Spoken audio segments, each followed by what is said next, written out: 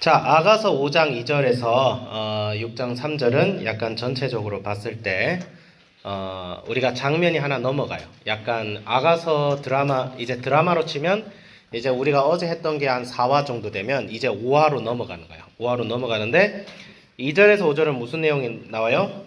이제 곤이 자고 있어요. 이게 밤중이에요. 신부예요. 여기서 나오는 화자는 신부예요. 근데 중간중간에 코러스가 막 넣어져. 노래로 치면 코러스 알죠? 코러스.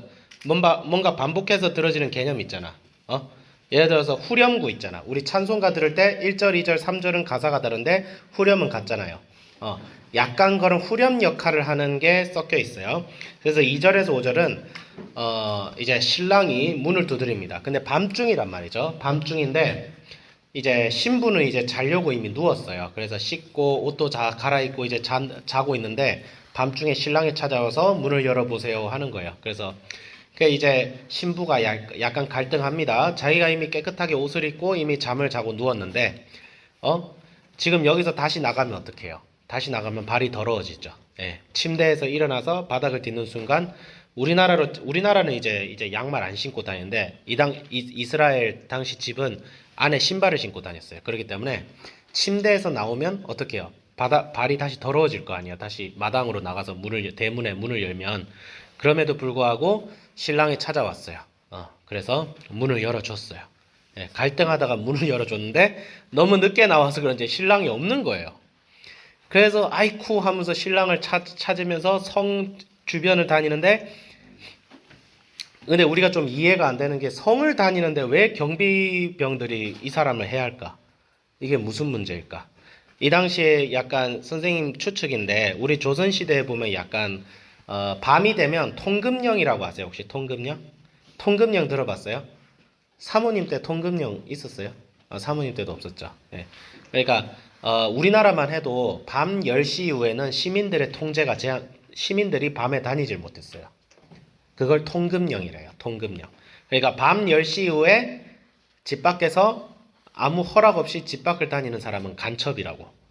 옛날엔 그랬어요. 옛날에는 아주 살벌한 시대가 있었어요. 그런 시대가 있었는데 이 여인이 신랑을 찾으려고 통금령을 어기고 성 안을 돌아다닌 것 같아.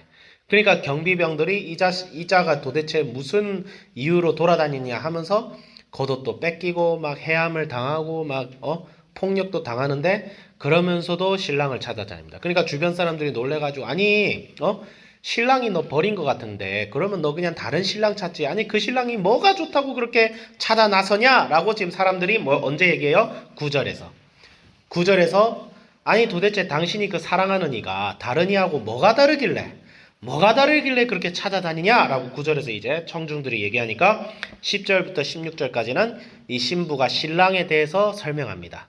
예. 아주 막 우리 머리는 순금 같고 머리카락은 검고 비둘기 같은 눈을 가지고 있고 뺨은 꽃밭 같고 입술은 백합 같고 모략의 즙을 머금고 있고 그러니까 이게 뭐예요? 굉장히 시각적인 모습을 보여주고 있어요. 그러니까 한마디로 말하면 존잘이라는 거야. 이 사랑한 일은 내가 볼 때 완 존잘이야, 존잘. 너무 잘생겼다. 너무 예쁘다. 안 찾아다닐 수가 없다. 다른 사람은 눈에 안 베인다. 이 뜻이야, 한마디로. 네. 그러니까 이제 6장 1절로 넘어가니까 그런 사람이 어딨냐, 우리도 같이 찾으러 가겠다, 이렇게 나오는 거야. 그럼 6장 2절에서 3절은 내 사랑하는 이도 어디 있냐?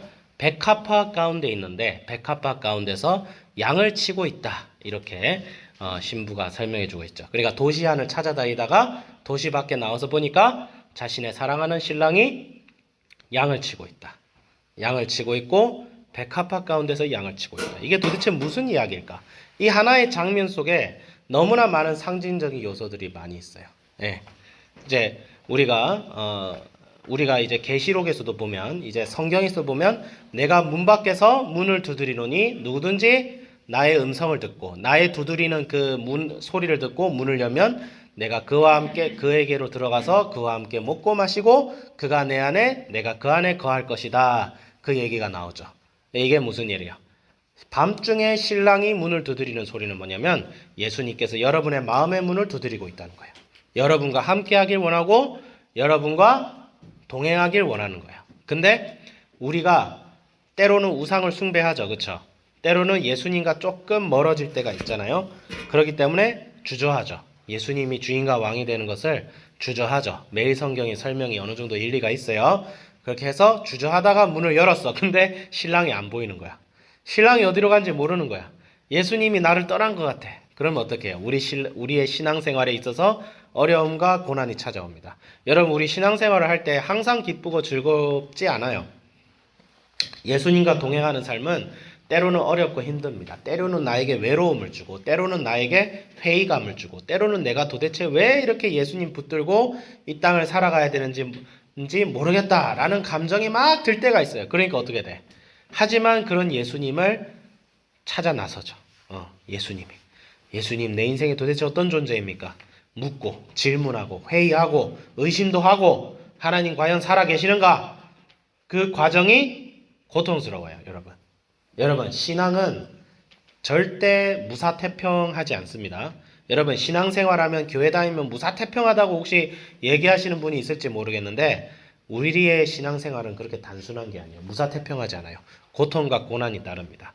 하지만 그래도 낙심하지 않고 예수님을 찾아 나서는 자가 믿음이 있는 삶이에요.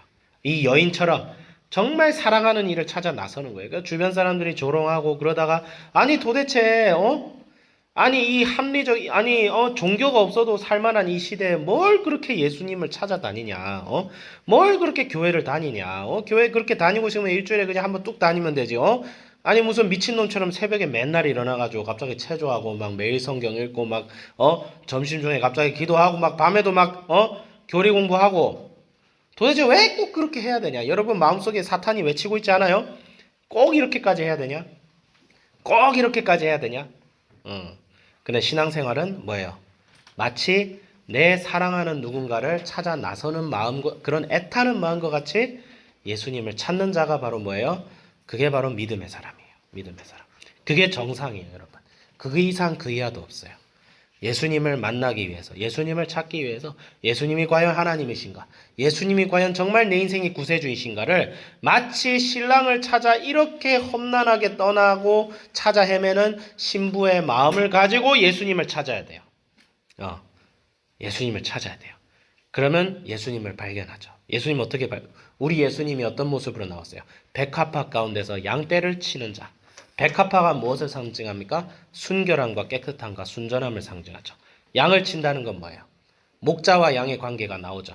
예수님은 목자이시고 우리는 양이시고 또한 뭐예요? 리더가 목자의 역할을 가지고 자기 밑에 있는 양떼를 치는 모습. 예수님은 우리를 위하여 목숨을 거는 목자이십니다. 양을 위하여 자기 목숨을 거는, 양을 위하여 그 양을 해치려는 짐승무리와 목숨을 걸고 싸우는 참된 목자가 바로 우리 예수님이세요. 그래서 예수님은 순전하고 깨끗하신 분이시죠. 여러분이 그런 예수님을 발견하고 만나야 됩니다. 어떻게? 이 신부와 같이 갈급한 마음을 가지고 찾아야 돼요. 갈급한 마음을 가지고 어떻게 찾아? 구체적으로 어떻게 찾아? 기도해보고 말씀 읽고 말씀과 기도와 예배와 오늘날 성찬의 삶을 통해서 여러분이 찾을 수 있어요. 예배라는 것은 하나님과의 관계를 뜻합니다. 여러분 예배는 그렇게 복잡한 게 아니에요. 예배하는 게 굉장히 복잡해 보이고 뭔가 그런 것 같아 보이는데 예배는 목사님 설교에 졸음을 참으면서 듣는 것만 예배가 아니에요. 예배는 내 몸을 움직여서 하나님을 경배하고 찬양하고 그분을 즐거워하는 거예요. 그러니까 여러분 찬양하는 것도 예배고 여러분 오늘 이 예배 끝나고 나서 같이 모여서 밥을 먹는 것도 예배예요. 그거 성찬이지. 성찬이 딴 거 없어. 저 식당에 가서 여러분 같이 예배 드리고 나서 같이 교제하면서 밥 먹었죠 오늘. 저것도 예배예요. 저것도 성찬이야. 저것도 예배야. 예배 단순히 의자에 앉아서만 드리는 게 예배가 아니에요. 예배당 안에서만 드리는 게 예배가 아니에요. 하나님과의 모든 일상 속에서 하나님과 함께하는 삶이 예배예요. 근데 우리가 아직 신앙생활을 한 지 얼마 안 되니까 하나님이 계신지 안 계신지 알 수가 없어. 근데 하나님이 살아계심을 아는 방법은 여러분 영적인 방법밖에 없어요. 기도해 봐야 돼요. 말씀 읽어 봐야 돼요. 말씀대로 한번 실천하고 살아봐야 돼요. 하나님이 과연 내 삶 속에 하나님만의 세밀한 음성과 응답이 있는지를 확인해 봐야 돼요. 여러분 기도에 하나님께서 응답하시는 것을 여러분이 경험해 봐야 돼요. 신앙은 경험에서 나오는 겁니다. 어떤 경험?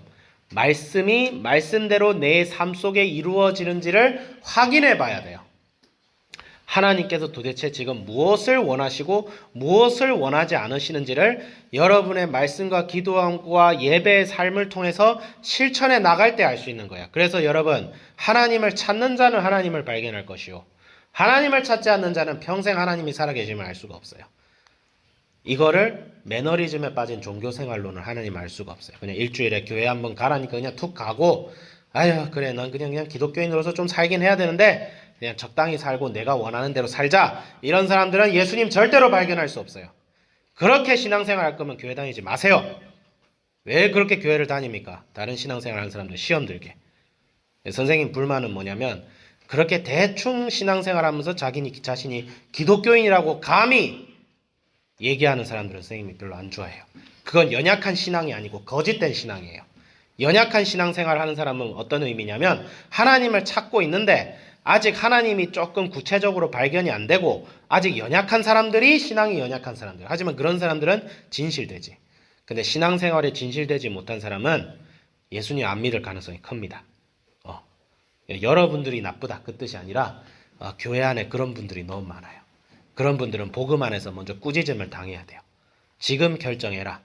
신앙생활 떠나서 살 것인지, 아니면 예수 믿을 거면 한번 제대로 찾고 믿어보든지, 그런 진실한 마음으로 신랑을 찾아 나서는 신부의 마음을 가지고 우리가 예수님을 찾는 신앙생활, 여러분 여기서부터 살아내야 됩니다. 우리 모두가 예수님을 찾는, 예수님을 간절히 찾을 수 있는 그런 사람이 됩시다. 기도하겠습니다. 하나님 아버지 감사합니다. 신부의 마음으로 신랑을 찾는 그런 삶을 우리도 믿음의 삶으로 살아내게 하여 주시옵소서. 감사드리며 우리 주 예수 그리스도의 이름으로 기도드립니다. 아멘.